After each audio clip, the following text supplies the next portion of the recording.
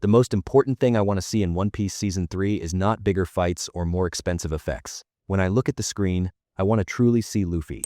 I am not just talking about a character who wears the straw hat, loves meat, and does funny things from time to time. I am talking about the real Luffy, the one who puts his life on the line for his friends without thinking, smiles even in the face of death, and can sense whether a person is good or bad before anyone else. Because there were some moments in Season 2 where I watched and asked myself, would Luffy really act like this? In Season 3, I do not want to ask that question anymore. This time, in every important scene, I want to comfortably say, yes, this is the Luffy we know. Netflix has officially titled the third season The Battle of Alabasta, and announced that unbreakable bonds, great sacrifices, and impossible choices will be at the center of the story. What makes Alabasta special is not only the major battle against Crocodile. This is one of the first major stories that shows what kind of Captain Luffy is, what friendship means to him, and how far he can go for Vivi. That is why Netflix has an incredible opportunity to truly portray Luffy correctly. But at the same time, even the smallest wrong decision could cause some scenes we love so much from the manga and anime to lose all their impact. Let me also say this. I do not want the live-action series to copy the anime scene by scene. I think it is completely normal for some events to be changed, for new scenes to be written for characters, or for the story to be adapted into a more realistic structure. If we are going to watch the exact same thing, then there is not much point in a live-action adaptation. But changing events and changing the soul of a character are not the same thing. Netflix can rearrange the story as much as it wants, but if Luffy reacts to an event in a way he would never react in the anime, then for me, there is a problem. Because what makes Luffy is not only his powers, but that unique attitude he has toward the world. One of the clearest examples of this was the execution scene in Season 2. When Buggy was preparing to kill Luffy in the place where Gold Roger was executed, the Luffy in the anime did not fully understand the seriousness of the situation for a long time. When he saw the sword, he realized that he was really going to die, apologized to his crew, and then smiled. The power of that scene came from exactly that. Luffy was not trying to prove that he was not afraid of death. Even in the face of death, he simply continued to be himself. In the show, we also saw him smile, but the way the scene was built, his conversations with Buggy, and the way he looked around did not give me the same feeling. It felt like Luffy was too aware of what was happening and was trying to make sense of it like a normal person. This is exactly where my problem begins. For the series to feel more realistic, I can understand Zoro, Nami, Usopp, or Sanji reacting more seriously to certain events. Because these characters understand danger, think about the consequences, and sometimes struggle with their fears. But that is not what Luffy is about. He is not a character who moves according to other people's logic. Whether he is facing a warlord, a king, or an entire army does not really change much for him. If one of his friends needs help, Luffy does not start calculating in his head. He does not think about how big the danger is. He simply decides that he has to stand beside his friend and moves. I felt a similar problem in the Igaram scene. When Igaram said he would stay behind to protect Vivi, Luffy accepting that too easily did not feel like the real Luffy to me.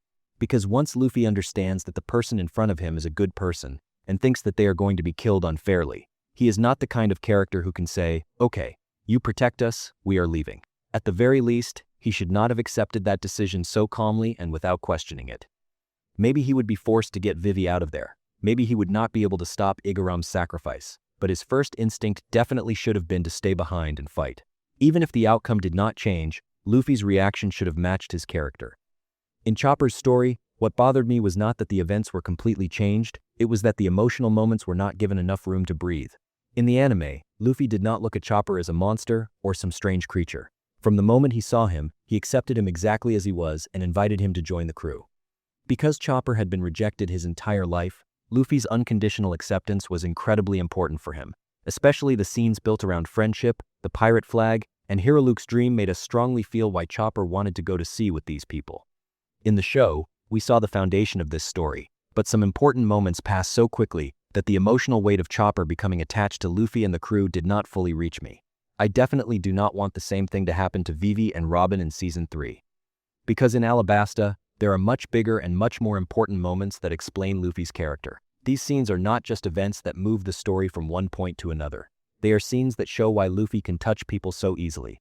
If Netflix squeezes these moments into a few short conversations, then no matter how good Crocodile looks, and no matter how big the fights are, the heart of the season will be missing. For Alabasta to truly succeed, the bond between Luffy and Vivi has to reach the audience first. Of course, portraying Luffy correctly does not mean he should constantly make serious and emotional speeches. On the contrary, in Alabasta, I also want to see his funny, reckless, and uncontrollable side. Using water the wrong way in the desert, constantly thinking about food, never fully following any plan, and suddenly forgetting everything when he sees Ace are all important parts of this character. But under all that nonsense, there is a very powerful instinct. Luffy can sometimes look like the dumbest person in the room, but he understands what a friend truly needs before anyone else. This is exactly the balance Netflix needs to capture. Luffy is not a classic hero who gives smart speeches, but he is incredibly strong when it comes to understanding people. The biggest example of this is the argument he has with Vivi after Yuba. Vivi is trying to stop the civil war without anyone dying, and she wants to carry the entire burden alone. From the outside, this may look very heroic, but Luffy understands that Vivi is actually preparing to sacrifice herself. While Vivi wants to save everyone's lives, she leaves her own life out of that calculation, and this is what Luffy refuses to accept. He gets angry because Vivi thinks she is alone. Because in his eyes, friendship does not mean supporting someone from a distance. It means carrying their burden together and, if necessary, putting your life on the line with them. I absolutely want the scene where Luffy and Vivi fight to be preserved. In fact, this scene needs to be shown without being softened or turned into an overly polite conversation. Luffy hitting Vivi and Vivi hitting him back may seem harsh at first, but the emotion of the scene comes exactly from that. Luffy does not comfort Vivi with beautiful words. He is trying to tell her, we are your friends too, so put our lives on the line as well. In reality, he is telling Vivi for the first time that she does not have to solve everything alone. This is one of the purest forms of Luffy's leadership, and if Netflix does this scene correctly, it could become one of the most unforgettable moments of the season.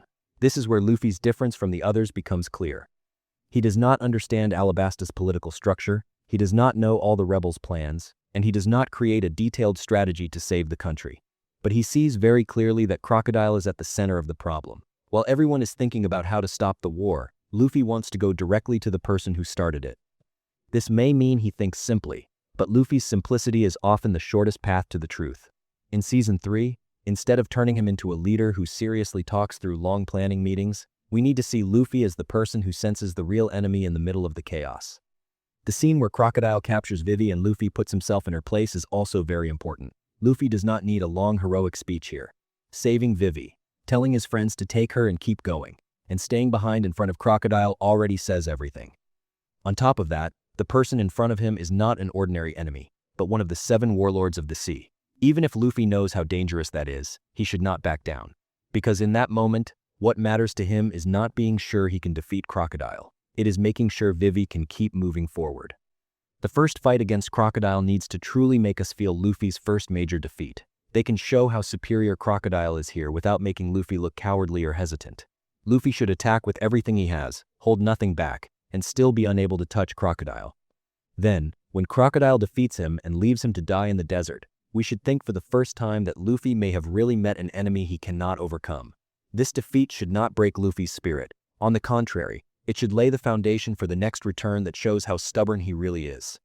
The moment Robin saves, Luffy should also not be rushed, because Robin's curiosity toward Luffy becomes more meaningful here. At that moment, Robin is not a friend of the Straw Hat crew, and she is standing beside Crocodile.